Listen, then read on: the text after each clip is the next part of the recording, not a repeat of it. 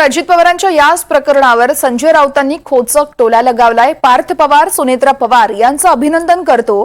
कोर्टाने दिलेल्या दिलाशावर राऊतांनी ही खोचक टीका केली आहे। माझ्यावर कारवाई खरतर करण्यात आली होती। ईडीने माझं घर देखील जप्त केलं होतं। तुरुंगात टाकण्याआधीच मला पक्ष सोडण्यासाठी दबाव असल्याचा देखील दावा संजय राऊत करतायत।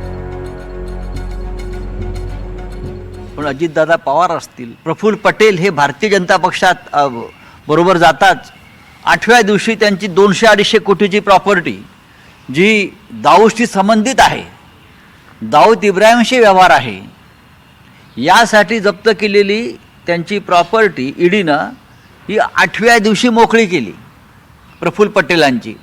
त्याच्याविषयी आम्हाला असूया नाही। एकतर तुम्ही खोटे खटले दाखल केलेत किंवा तुम्ही त्यांना आता वॉशिंग मशीनमध्ये टाकून त्यांच्या प्रॉपर्ट्या तुम्ही मोकळ्या केल्या। अस्वस्थ होते, तणावाखाली होते, हजारो कोटीची प्रॉपर्टी या लोकांनी जप्त केल्यावर त्यांना पक्ष सोडावा लागला। आपल्या वडिलासमान काकांच्या पाठीत खंजीर खुपसावा लागला।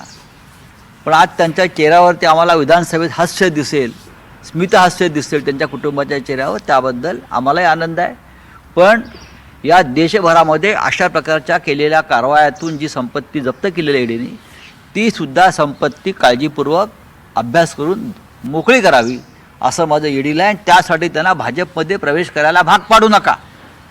नाही, माझ्यावरती यापूर्वी अनेकदा मला या सूचना आलेल्या आहेत। मला तुरुंगात पाठवण्याआधीच माझ्यावर दबाव होता की तुम्ही पक्ष सोडा, शिवसेना सोडा, उद्धव ठाकरेंना सोडा। तुमची माझी संपत्ती त्याच्या आधी जप्त केली होती कारण नसता। संपत्ती कुठे? राहतं घर आहे हो मुंबईतलं।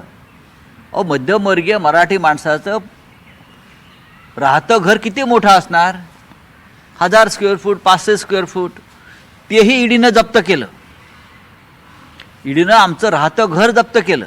त्या घरात मी राहतो ते राहतं घर, वडिलोपार्जित जमीन जप्त केली। किती?